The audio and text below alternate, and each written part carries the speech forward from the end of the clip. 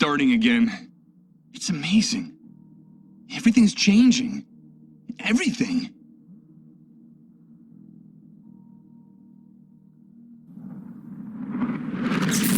Everything is mutating, and I haven't even moved. I don't understand. I don't understand anything.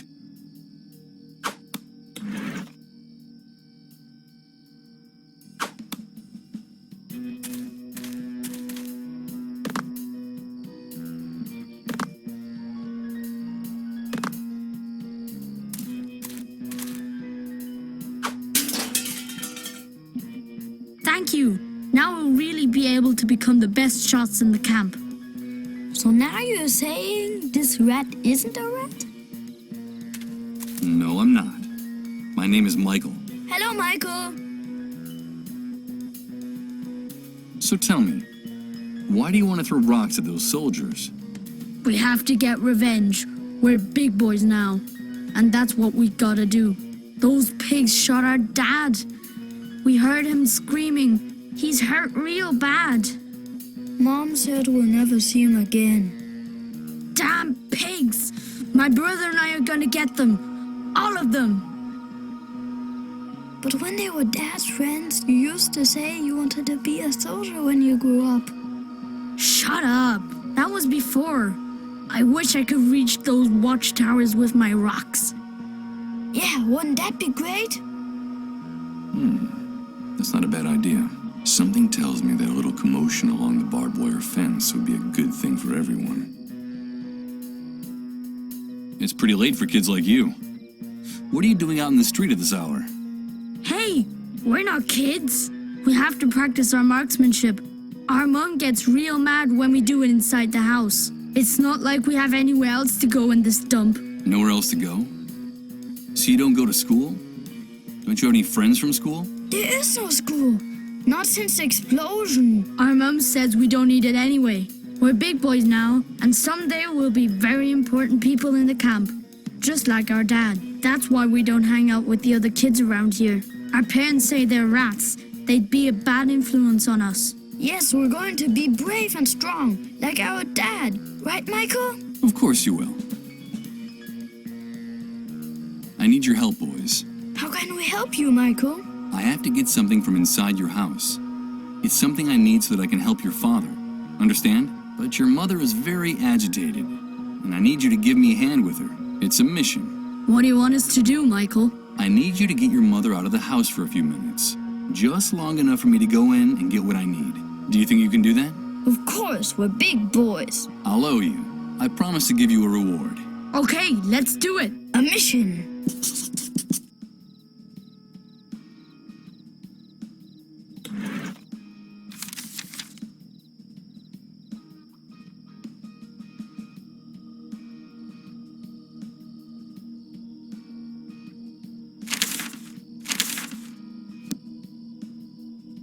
I'm not going to pick them up. I'm sure it took the kids a long time to collect all those rocks for their target practice. Besides, I bet my aim is worse than theirs.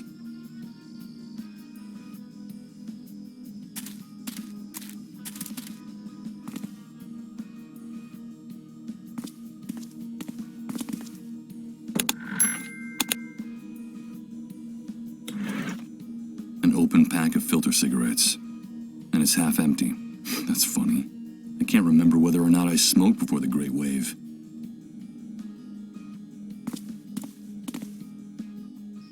Oh, my head! What the hell's going on? Oh, God! My head feels like it's gonna explode! Michael, please, help us, please, remember, Beachwood Oracle. Repent! It's the sign! Was it our fault? Did we do it? Yes! We did it! Enough! Please! Enough! Please, Michael, help us. Only you can do it. Remember, Beachwood Oracle. Good God! What are these images? And that woman's voice? It's the same one that woke me up in the trailer. I'm trying to remember! And stop tormenting me! I hope Rod helps me find some answers. If not, I'll go mad. Absolutely mad.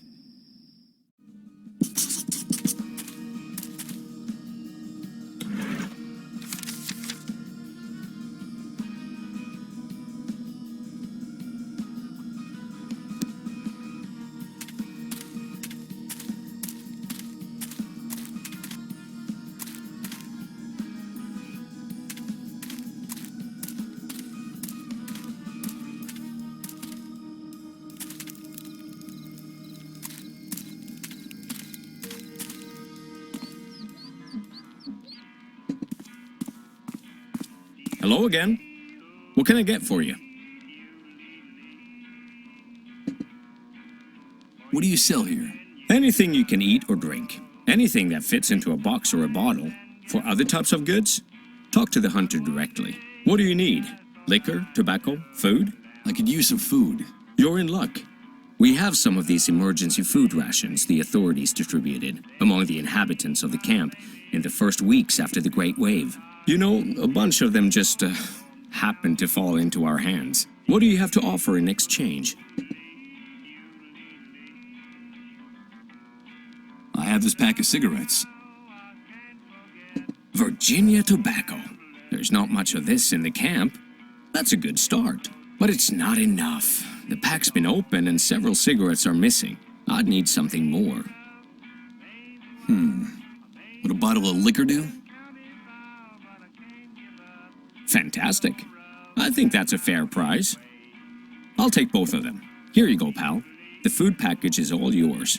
Enjoy it in good health.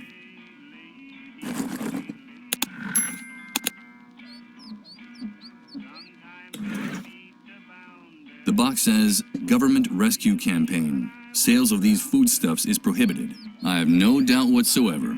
The hunter and his men must have lost their scruples in the Great Wave.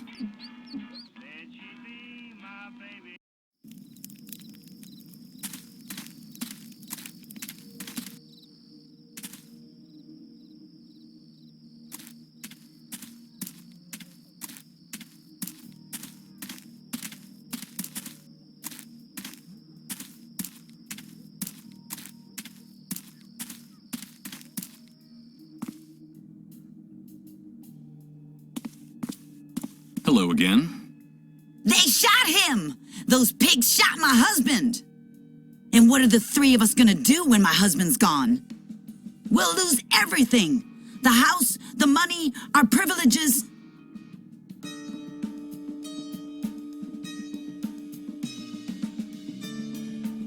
The three of you. I've already talked to your two boys out there.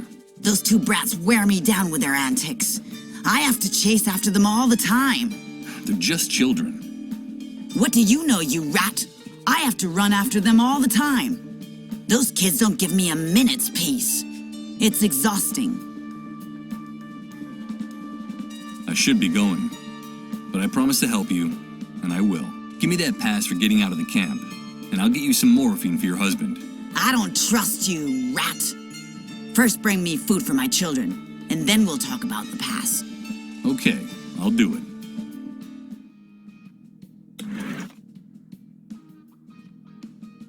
Here, this is what I promised you.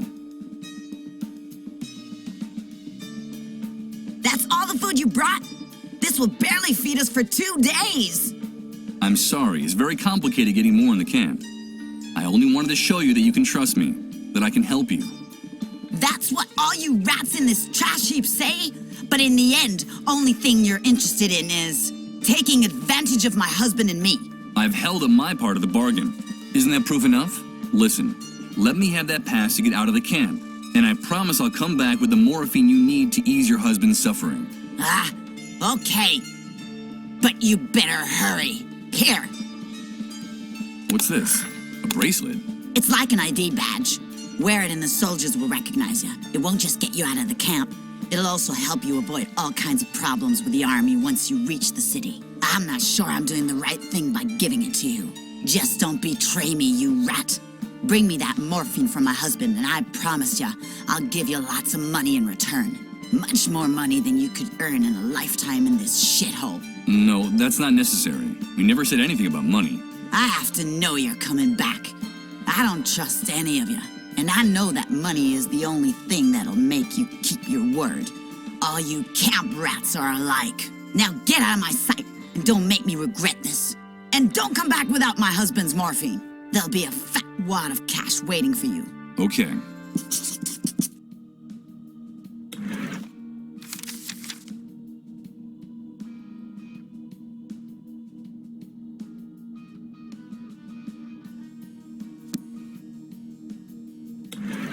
It's an ID bracelet that identifies me as an army collaborator. In other words, a mole. Wearing one of these brings certain privileges. Among others, It's my key to getting in and out of the camp.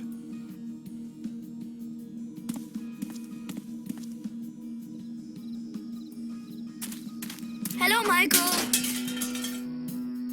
You did a very good job with your mission. I owe you. Yes, our dad would be proud. Are you going to give us a reward, Michael? Of course. You deserve it. Give me time to bring you something. Yeah. I have to get going. Keep practicing your marksmanship, boys.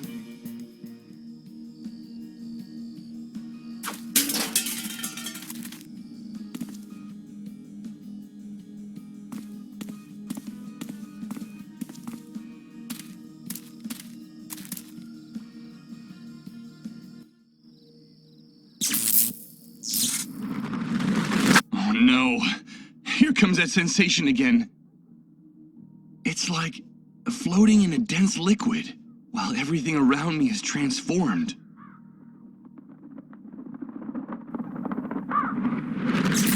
Good God, I think I'm starting to lose my mind.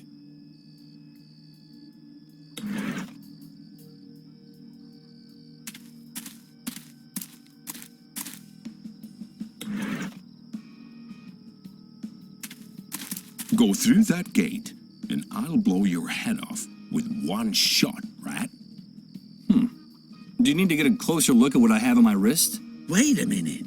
Look, he's got on one of those ID bracelets the camp moles wear. Those cockroaches are very useful to us in here. Lower your gun and let him leave. You heard him. Get out of here, rat.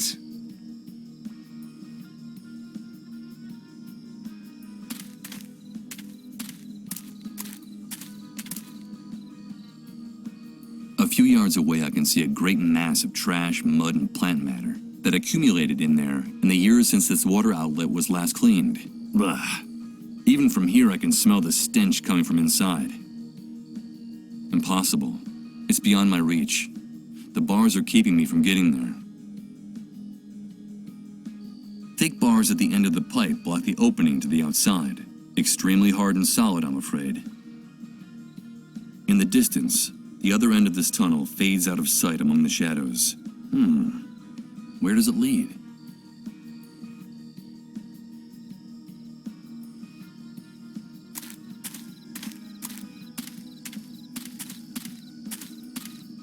It's the charred remains of a tree trunk, fighting to keep from being devoured by the enormous hole in the ground.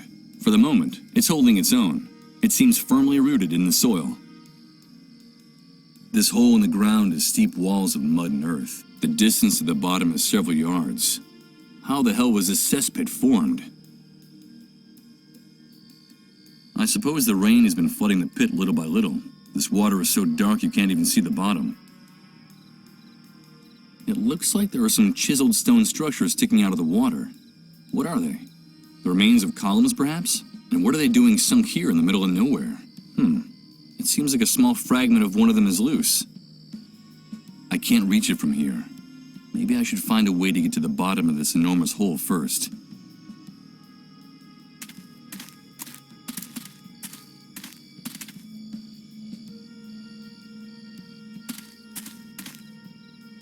So, I enter the city. It welcomes me with its most merciless and bitter grimace. What I see before my eyes is not what I expected. Doomsday made it here, too. Even if no one in the refugee camp knows it yet. Damn it. The city looks as bruised and battered by the catastrophe as the rest of us.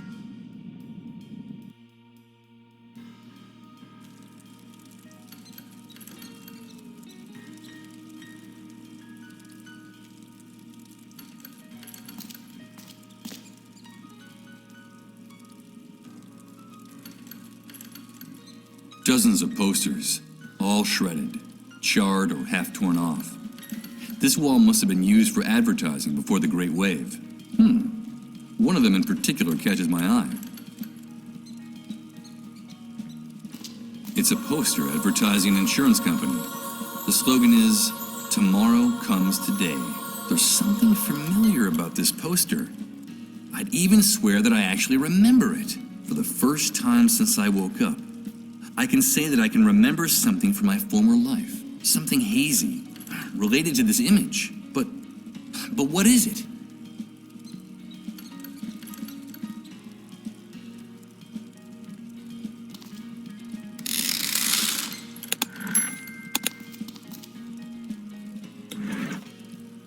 Tomorrow comes today. There's something about the composition that's strangely familiar to me. Some memory related to my former life, perhaps? Or maybe it's just a memory glitch caused by the Great Wave. It's the silhouette of the soldiers guarding the street from around the corner. It seems like those uniformed psychopaths' rifles are projected onto each and every corner of the city. A few buildings are still standing, but most of them are propped up or about to fall down, with a handful of city dwellers in the street that look like automatons or sleepwalkers. But there's no doubt about it. I'm on the 5th Avenue of Doomsday City. The traffic in this part of the city must have been especially heavy, but now you can barely hear the sound of the few army vehicles still circulating in the surrounding areas. 3 people warming themselves by the fire. They stare into the flames, as if their thoughts were also burning in that rusty old drum. It looks like this heating technology is not limited to the refugee camp. These bonfires are used here too, and their emissions are just as toxic here as they are there. What the hell could they be burning in them? Judging from what remains of the stained glass windows and the murals, this pile of rubble must have been a place of worship before the Great Wave struck. Now it's one of the most badly damaged buildings in the area. There are hardly any walls still standing.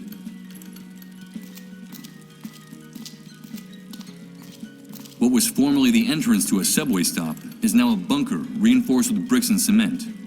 A moldy sign says, "Subway service suspended until further notice." I imagine the train tunnels were flooded or ruined after the Great Wave. A metal sign bolted to the wall. It's the logo of the local subway system, and from what I can see, one of the edges is slightly detached. Let's see. I can try to rip it off. Nothing. I'm afraid I'm not going to be able to get it off with my hands.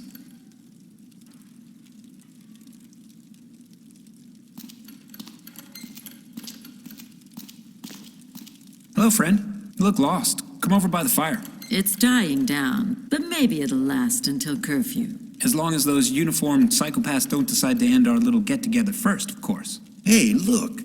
One of those magic bracelets from the camp. They say that place is a real hellhole. A kind of living death. So, you've come back from the dead. Do they call you Lazarus? Well, you could put it that way. You were saying something about a curfew. What time does it start exactly? Well, it depends on the mood of the soldiers in this zone. But you know it's time to go home when they start taking their guns out of their holsters. Today they're extremely jumpy. I don't think it'll be long before they start insulting people and hitting them with their rifle butts. You guys are awfully hard on them. It's just their crude way of showing us affection. Oh, shut up. In any case, you don't have to worry. That bracelet means you don't have to hide from them. You know that's one of the privileges that comes with it. And you? Do you people have to hide? We try to stay out of their way. The first rule is, be home before curfew. Anyone who isn't gets dragged off to refugee camp. That's one of the strictest laws the Great Wave imposed upon this city. And do you know how things are elsewhere? Do you get news from outside? I'm afraid not. With no communications or transportation, and with the army on every corner, we are totally cut off. Who cares anyway? When you don't know from one day to the next if you're going to be alive, there's no time to worry about what happens 100, 1,000, or 100,000 miles away. I understand. Why are you afraid of the soldiers? I'd heard that things function better here. I don't know where you heard that, friend, but whoever told you that was lying. Here, things are very ugly and getting uglier every day. Everything's in short supply: water, food, medicine. We have a surplus of just 2 things: misery and violence.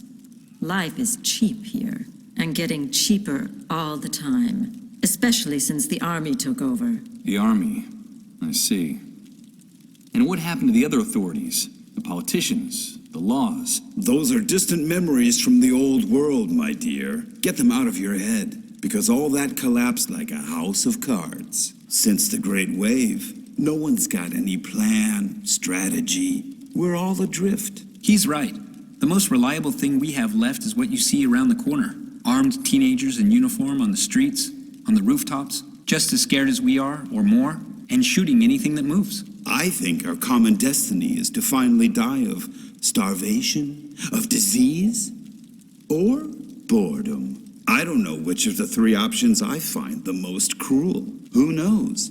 Maybe the most sensible thing is to organize a group excursion and break into Suicide Park. Suicide Park? Don't call it that. It's not funny. That name's as stupid as that hospital they built in such a hurry next to it. It's crazy. The entire city is starving and sick, and the soldiers keep those medical facilities locked up like Fort Knox. But what good is it having medical facilities if no one can use them? I don't understand. No one does, friend, but that's the way it is. I don't know why anyone would want to go into that building, but I can assure you that they're not going to get treated for anything in there, not even for a miserable cold. Besides, it's a real fortress. The person would be more likely to come out sick from an overdose of gunpowder and lead. You know how it is, dear. There's no cure for love or death. Hey, I like that last phrase. It would make a good opening line for a story. Oh, will you shut up for once, Ramon? Don't pay any attention to him. In the old world, he earned his living writing stories, and he still thinks that all that waste paper might someday be useful after the Great Wave. And in fact, it is. A good deal of that scrap paper is fueling this bonfire right now, dear. So I can consider my literary career to have been worthwhile.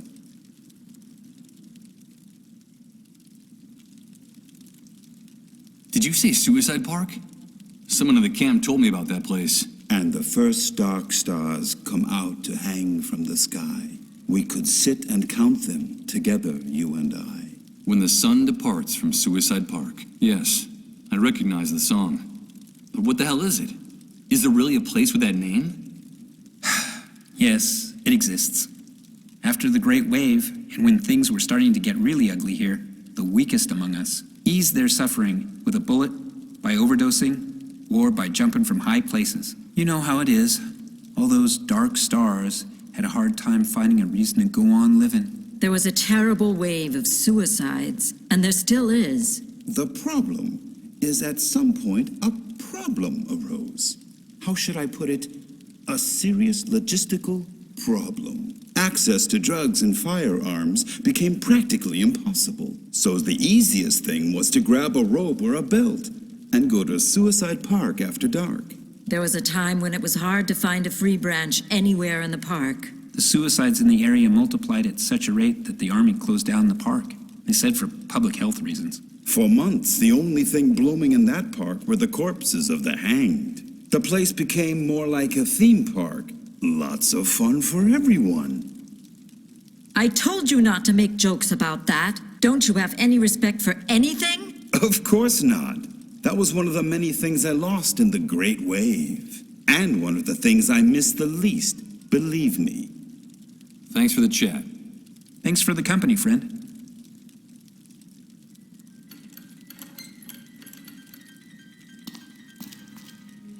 Help me, please.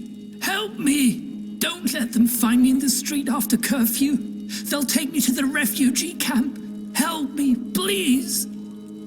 But don't make any noise. There's a patrol just round the corner.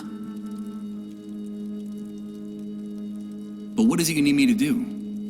It's almost curfew. I need a place to sleep. I need a place to hide, or they'll send me to the refugee camp. Don't you understand? What is all this about a curfew? At curfew, the soldiers want the streets cleared. And the way they see it, if you're out on the street after curfew, it means that you've got nowhere to go. You don't have a home. You don't belong here. And that makes you a rat. And so they take you to the refugee camp. I can't go to the camp. Understand? I can't go there. You need a roof over your head, and you don't have anywhere to go. I used to, but it doesn't exist anymore. I owned an apartment a few blocks from here. The block was badly damaged by the Great Wave, but it was still standing. And what happened to your home? This morning, we had to evacuate the area in a hurry. We ran out in the streets with whatever we had on. Apparently, the foundation was starting to crumble. And a few hours later, all that was left of my home was a pile of smoking rubble, with 40 years of memories buried beneath it. But I can't let them take me to the camp. I need to get into another house before the curfew.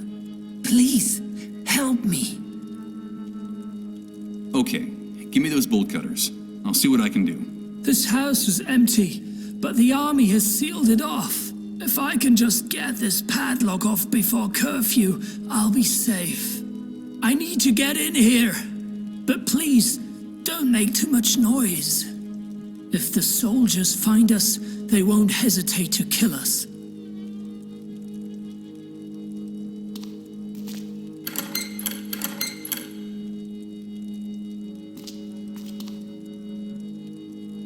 Impossible.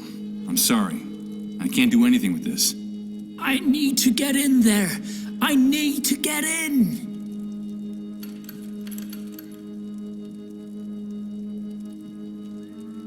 I'm looking for a place. Something like a pharmaceutical warehouse. Would you know anything about that? I don't really know. There's a small medical center just outside the city limits. I suppose you mean that, right?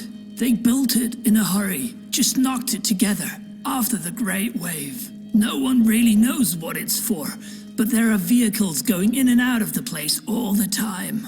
Whatever they're doing in there, they're keeping it very secret. Not even my daughter would tell me what goes on inside. Did you say your daughter? Yes, my daughter. My little Uma. She works there as a nurse. I'm afraid she left me.